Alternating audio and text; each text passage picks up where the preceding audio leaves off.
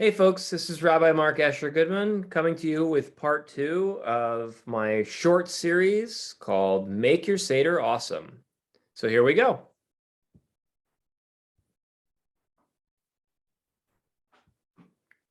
So in part one, we talked about all of these memories, making it a shared space, all of how to balance tradition and innovation, reminding yourself what exactly the Passover Seder can be envisioned of, and reminding yourself how to involve the people at the table in the experience.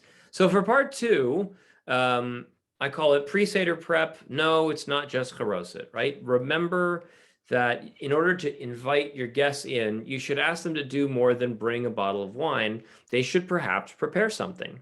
So a little tiny piece of advice that I might give you is to have them prepare something that they can create in advance that they might be proud of. So an example of this is a poem or a reading. That's a really good way to involve them if you're going to have guests at the table who may come with a Haggadah of their own from the past that you're not going to be using. Maybe they have a reading in there that they always grew up with and they really like, and they want to photocopy that and bring that. Or maybe they're not really interested in Passover, but they're like a devout Buddhist, or they're really interested in, the poetry of Robert Frost, or they really are deeply spiritual about, Pokemon or video games or the Star Wars trilogy.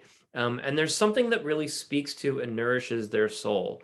It's a great opportunity there to invite everybody to bring a little piece that they think might enliven the Seder. If you think that it needs a little bit more structure, think about some of the different elements of the Passover Seder, the 10 plagues, the 4 questions, the quote, my father was a wandering Aramean, the section at the end where we open the door for Elijah, and try to find a way of framing around one of those ideas. Or maybe it's just to ask people to bring their favorite kind of thing about freedom, right? One year at my Passover Seder, I handed out all the lyrics to Bob Marley's Exodus movement of Jah people, and we did our best job of reading and or singing through that because it was a thing that I liked. And I don't know that my grandmother really understood who Bob Marley was or what that was doing at the Seder, but I thought it was something that I'll never forget. Another way to do this, it's a little bit lower stress, is to have everyone bring a favorite Kiddush cup. Let them come to your table bringing something that makes them feel like more at home. A third possibility, especially for some of the more artsy folks who like to create things, is to have them really like not just find something, but to create something. My personal favorite is to do a haiku. A haiku is, the Japanese style of poem with 5 syllables, 7 syllables, 5 syllables. You can have them write them in advance and then share them at the table. You want to spring this on somebody with more than 24 hours in advance. Let them bring as many as they want. And have them maybe be Passover or freedom themed.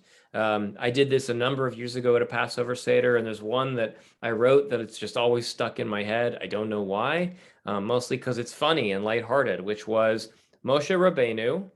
He's not in the Haggadah. Fire his publicist. So you could steal that, but I highly recommend you just have people write their own. Another possibility, especially if you're using or having a lot of kids at the Seder, is to have them do a drawing in advance. And again, to give them kind of a theme or an idea that might make a lot of sense for them.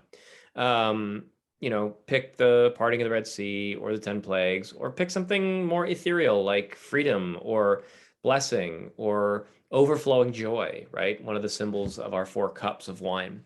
And just give them an opportunity to come with something to the table. You might think this is kid-friendly only, but honestly, if you ask adults to grab a couple of markers and to draw something, you'll be surprised at how seriously they pour themselves into something, even if they're not very good at it. And if they're just going to do stick figures, that's totally cool. It's still going to have meaning and resonance for them. And the last one that I suggested out here is maybe you've got, and this is really kind of relying more on the artistic qualities of the individuals that you're inviting, Maybe you've got a master quilter who's coming to your thing, and maybe everybody can get a little square of material and do some drawing on it, and that person can put these little squares together and make a quilt of this year's Passover Seder that will be kind of commemorative. And maybe you get these people together at your Seder table for the next couple of years, and every year somebody goes home with their own quilt from one of the years. Be creative, spitball, like throw out new ideas. Anything that's in this kind of create your own opportunity that everybody can kind of bring together is an opportunity to invite people to the table in a way that feels that they're making the Seder. Another one that's a really lovely one is a memory from a past Seder. So you go around the table and you ask everyone to remember something that they experienced at a Seder in the past. I will never forget that the story that came out of one of these that I did at a Passover Seder that I had. I had my grandmother at my table instead of me being at her table, which is how it was when I was a kid. And we asked for a memory from a past Seder. My grandmother's a Holocaust survivor from Poland. She doesn't talk about the experience much. And when she was at my Passover Seder, she opened the Passover Seder when we were going around doing this by saying, when I was a little girl, the week before Passover, in addition to cleaning the whole house, we also painted the inside of the house because we had a wood burning stove in the middle of our 2-room shack. And after a year of burning wood in order to keep the house warm, the walls would be covered in soot. So we took the week before Passover to paint the walls. And my mom turned to my grandmother and said, I never knew that before. And it was a great opportunity to kind of elicit a moment, a memory that we wouldn't have gotten any other way. So those can be really special moments, especially when you're asking a question that nobody's really ever asked before. And finally, you can just ask people to bring their favorite Passover song. I think we all assume that the 10 songs that we sing at Passover are universal.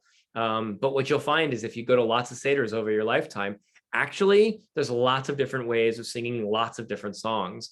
And there are lots of songs that your family may think everybody does. And in fact, it's totally unique to your family. So remember to let people bring more than just a bottle of wine or a side dish for the Passover Seder. That's it for part 2. We're going to move on to part 3 in just a moment.